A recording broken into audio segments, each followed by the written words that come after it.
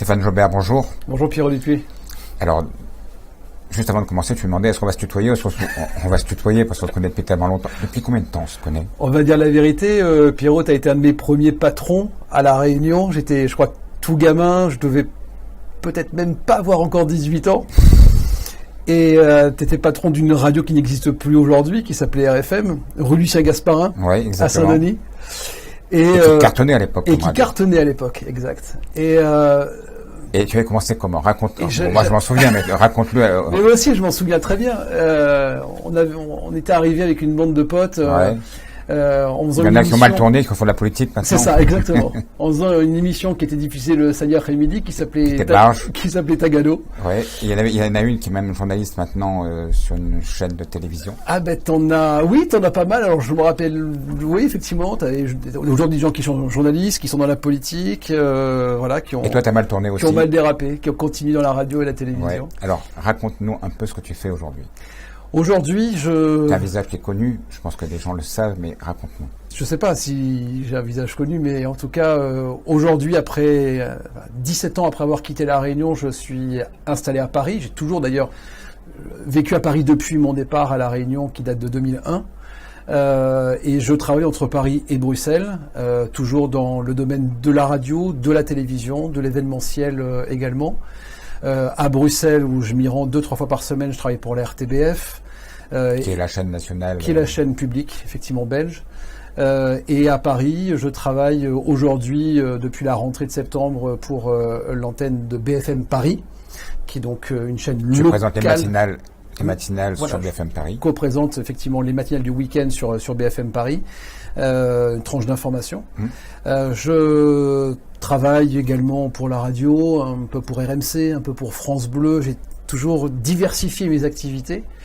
Et dans l'événementiel aussi, puisque ça fait partie du métier de présentateur, de pouvoir justement faire des choses qui sont très, très différentes, de pouvoir présenter des événements voilà, différents.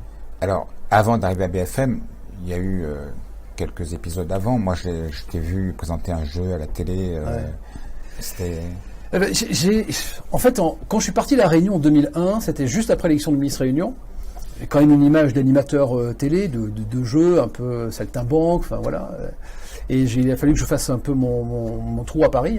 C'était pas évident parce que je partais de La Réunion sans connaître personne, en fait, juste avec... Il n'y avait pas une communauté réunionnaise à Paris comme il y a aujourd'hui. Pas énormément. Il y avait Séverine Ferrer, Sébastien Follin était déjà installé à Paris, Manu Payette aussi. Sébastien Follin qui était sur RFM aussi à l'époque. Exactement.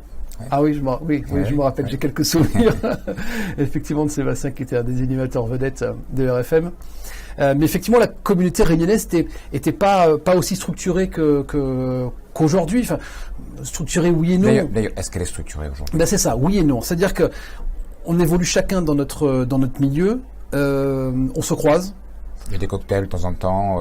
Ouais, voilà, on se croise, on échange, on s'envoie des messages, on se connaît tous. Hein, on sait qui est à Paris ou qui est parti de La Réunion pour apprendre, pour se perfectionner. Ça, on pourra peut-être en parler parce que c'est important de quitter la Réunion, à mon sens.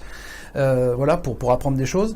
On se croise, on se connaît. Après, chacun évolue dans son domaine. Et voilà. Et si effectivement on peut aider à un moment l'un ou l'autre à exister, c'est bien aussi parce que c'est la difficulté. Et La Réunion aussi peut-être. Oui. J'imagine que tu en parles un petit peu autour de toi. Moi, j'ai toujours dans mon cœur La Réunion. Alors. La preuve en est, c'est que tu viens ici en vacances. Alors tu alors je viens en vacances parce que j'ai ma famille qui est encore là. Génétiquement, je suis pas de La Réunion parce que je suis pas né à La Réunion, mais mes racines de cœur sont réunionnaises. J'ai grandi à La Réunion, je suis arrivé, j'avais 12 ans, je suis allé au collège, au lycée, j'ai travaillé, j'ai commencé à travailler à La Réunion, et c'est La Réunion qui m'a permis d'avoir le parcours que j'ai pu faire en métropole et à Paris depuis 17 ans maintenant. Sans La Réunion, j'aurais pas pu.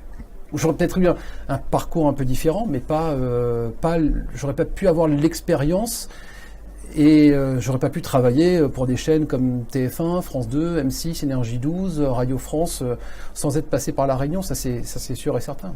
Donc tu es la preuve vivante qu'à un moment donné, le conseil que tu donnes aux jeunes réunionnais, c'est de partir, d'aller se frotter à À la qualité au niveau national, au niveau international même. Alors, après, je peux parler que par rapport à mon expérience. J'ai eu la chance de pouvoir mettre un pied dans ce métier qui est une passion à la base. Voilà, quand tu as été un de mes premiers patrons, j'étais passionné, je le suis toujours, par la radio. Voilà, c'était mon métier de cœur. Je savais, de très jeune âge, je savais ce que je voulais faire. La Réunion m'a permis de mettre un pied dedans, m'a permis d'apprendre le métier, de pas être bon dès le départ et de pouvoir progresser, de pouvoir travailler. Après la radio, la télévision. Alors on dit un bouc, mais en fait de te faire un. Oui, mais c'est exactement ça. C'est exactement ça. La télévision est arrivée après, avec Réunion Première fait RFO à l'époque. Et quand je suis parti de la Réunion, j'avais la chance d'avoir une maquette. Ouais. Une maquette radio, une maquette télé. C'est grâce à ça que j'ai pu me faire une place et continuer à évoluer à Paris. Alors, j'imagine que des jeunes comme toi qui essaient de percer au niveau national, il y en a des milliers, voire même des dizaines de milliers. Qu'est-ce qui a fait que toi, tu as pu percer alors que d'autres ont végété? Alors, aujourd'hui, le simple fait de faire une émission de télé-réalité, par exemple, peut te permettre de faire un peu de télé et de radio après. Il y a 15-20 ans, c'était différent. Il fallait avoir une expérience, une première expérience. Et moi, je me rappellerai toujours, je suis arrivé en août 2001 à La Réunion, j'ai galéré pendant... À Paris, pardon. J'ai galéré pendant 10 mois, galéré entre guillemets, parce que 10 mois, c'est rien en fait, dans une échelle de carrière. 10 mois à essayer de contacter les gens, à passer des castings, à essayer de me faire connaître à Paris. Et au bout de 10 mois, en faisant un casting, je reçois un jour un coup de téléphone, on me dit voilà, Stéphane Jobert, vous êtes pris pour présenter le Tac au Tac sur TF1, qui était un jeu format 5 minutes, produit par la Française des Jeux, en quotidienne, tous les jours à midi sur TF1. C'est là que je t'ai retrouvé, moi. Tiens, Stéphane Jobert. Tiens donc. Et là, j'ai appris après, par la suite, ce qui avait fait que TF1 avait décidé de me choisir, alors qu'il y avait d'autres animateurs qui étaient certainement plus performants que moi. C'est parce que j'étais un visage qui n'était pas connu en métropole, mais qui avait acquis de l'expérience grâce à La Réunion. Et c'est pour ça que je serais indéfiniment reconnaissant à La Réunion, à ceux qui m'ont aidé à mettre un pied à l'étrier à l'époque. Parce que sans ça, j'aurais peut-être pas pu avoir ce parcours-là. Et là, en calculant 2018, j'ai fait ma 23e rentrée télé. Et j'ai jamais eu de période, je croise les doigts, hein, je touche du bois, mais jamais eu de période à blanc, en fait. J'ai toujours eu la chance de travailler. Et le regard que tu portes sur la télévision, tu disais tout à l'heure qu'aujourd'hui, grâce à la télé-réalité, on pouvait être quelqu'un de connu en très peu de temps. C'est vrai, mais en même temps, c'est beaucoup plus éphémère qu'une carrière que toi tu peux faire. La télé-réalité, c'est quoi? C'est une notoriété de 6 mois, de 8 mois, puis après on disparaît et on est remplacé par quelqu'un d'autre. C'est jetable. Mais oui, mais le métier d'animateur aujourd'hui, c'est un métier, je dis Kleenex, on est jetable, on est un produit. On est mis à la présentation d'une émission parce que ça va permettre de ramener un peu plus d'auditeurs, de téléspectateurs, de faire du buzz. Et puis le jour où vous en faites plus, vous passez la chaîne passe à autre chose. Baisse un tout petit peu, voilà. En fait, on remplace. Et c'est là où il faut faire la différence entre deux choses qui sont importantes. C'est le métier que vous faites, ce que vous avez appris, la professionnalisation donc du métier, et la notoriété. Vous pouvez travailler dans ce milieu-là sans forcément avoir de notoriété. Et moi, j'estime ne pas en avoir de notoriété. C'est-à-dire que je me balade à Paris, personne ne me reconnaît. Je me balade à Bruxelles, personne ne me saute dessus. Et j'ai pourtant la chance de pouvoir travailler. La notoriété, ça va vous apporter une image qui va vous coller à la peau, et à laquelle vous aurez du mal à vous détacher. Vous allez sortir d'une émission de télé-réalité, on va vous mettre une image. Certes, vous allez peut-être arriver à travailler sur une émission de télévision pendant 1 ou 2 saisons. Après, vous aurez toujours et à vie cette image de télé-réalité qui va vous coller. Et forcément, au bout d'un moment, ça vous grille. Et toi, la preuve en est, c'est là aujourd'hui, tu es passé de l'animation radio à journaliste. J'ai la chance aujourd'hui même de faire les deux. Oui. C'est-à-dire que c'est un journaliste animateur, c'est une nouvelle race. Oui, voilà, c'est ça. Ouais. J'imagine. C'est un peu Fogiel aussi. Fogiel, Yann Barthès. Enfin, je ne me compare pas à ces gens-là, mais pas du tout, loin de là d'ailleurs. Mais j'ai la chance de pouvoir faire sur certaines antennes un métier d'animateur et le fait de pouvoir faire un métier plus de présentateur journaliste sur l'antenne de BFM Paris. Et comment ça se passe avec les journalistes? Et ben ça se Parce passe qu'en général, ils aiment pas trop ça. Hein. Non. J'ai déjà vu des réactions de syndicats journalistes qui protestent contre ces animateurs, qui viennent piquer leur métier, qui sont pas des journalistes, etc., etc. Très service public, ça. Non Oui, très service public. Ouais. Écoute, tout se passe bien. Franchement, j'ai la chance de travailler avec dans une rédaction qui est à la fois jeune, qui a envie d'apprendre, qui est motivé, et ça se passe bien.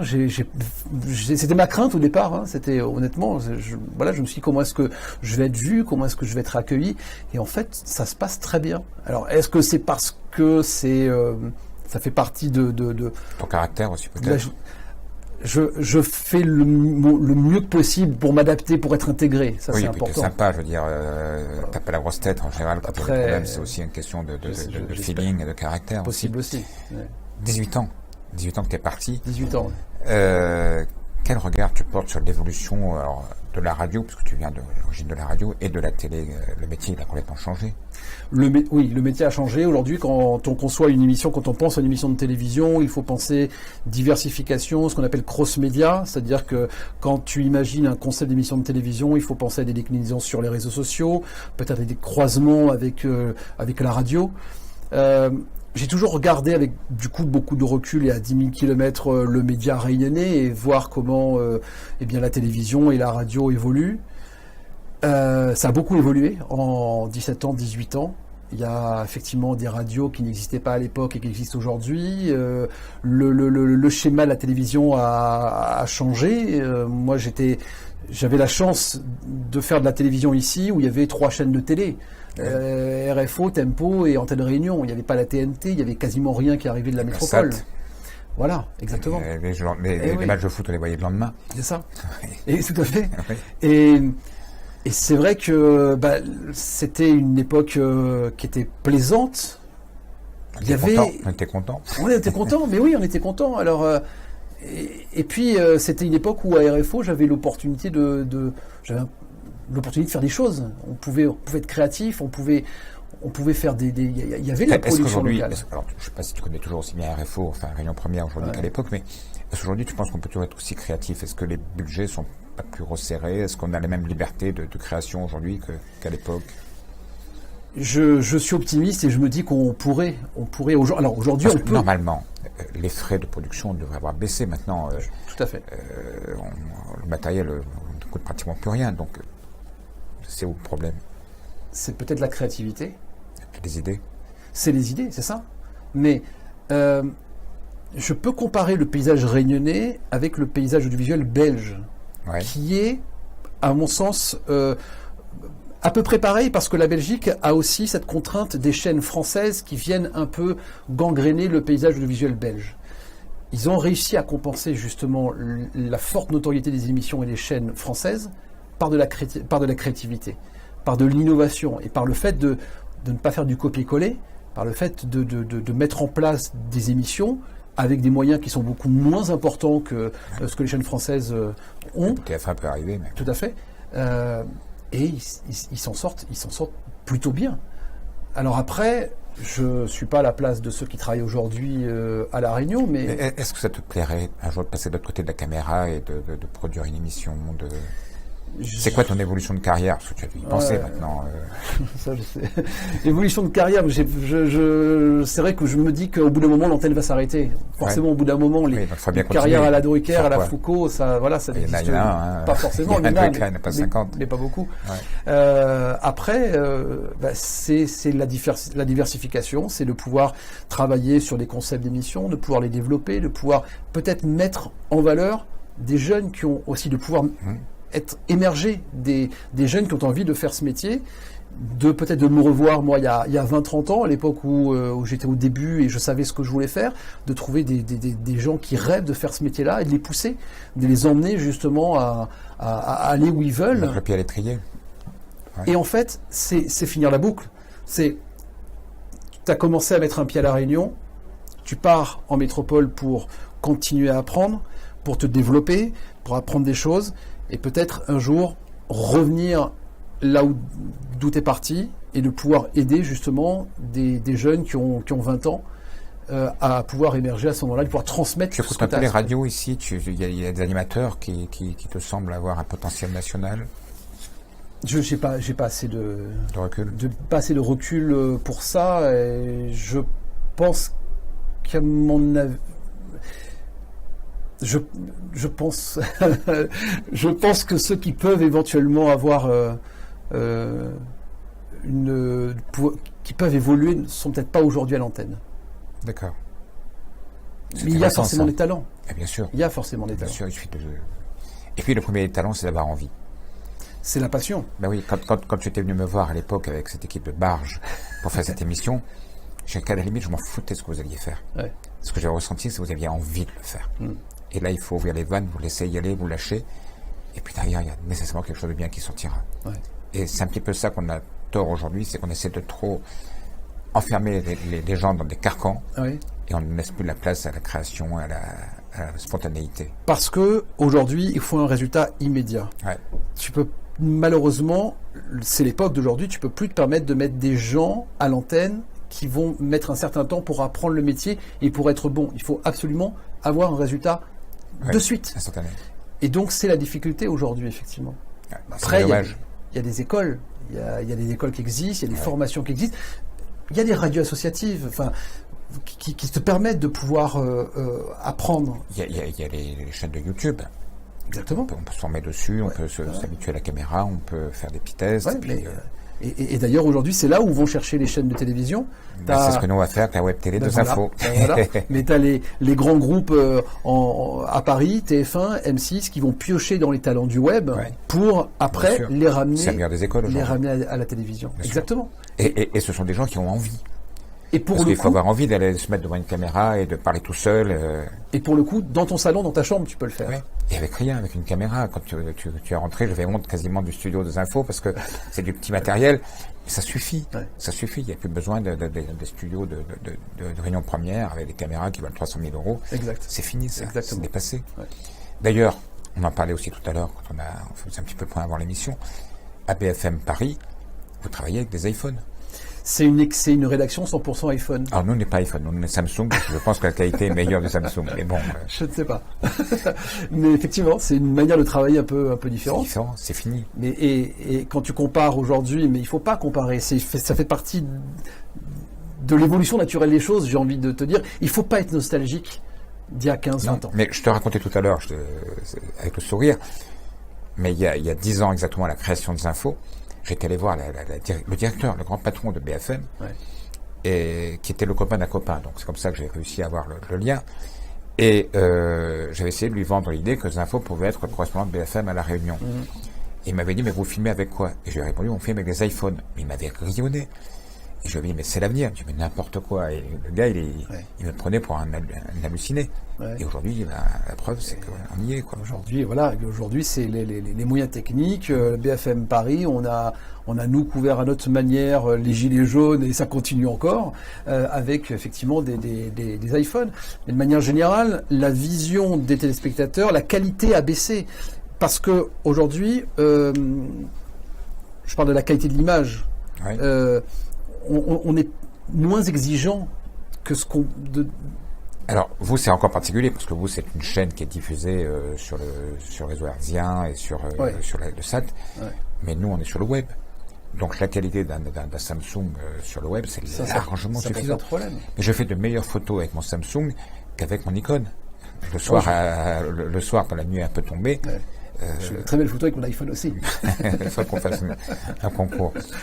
Mais voilà, je veux dire, on est passé dans un autre monde. Exact.